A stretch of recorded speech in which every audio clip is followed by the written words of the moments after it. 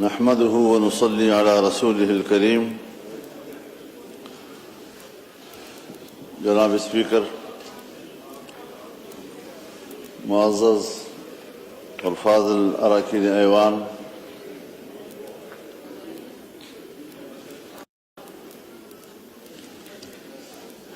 یہ ایک حقیقت ہے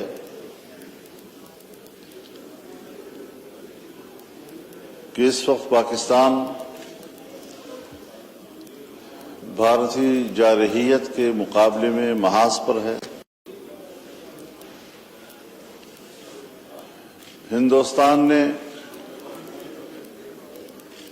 مساجد پر، مدارس پر اور سویلین علاقوں پر راکٹ داغے. ہمارے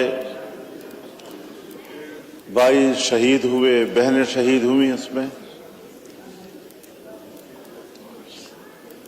لیکن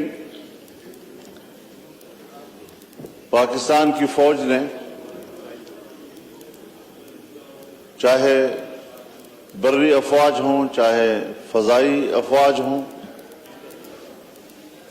انہوں نے جس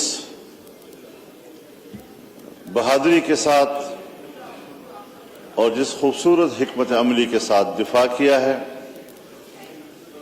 میں ان حالات میں انہیں خراج تحسین پیش کروں گا.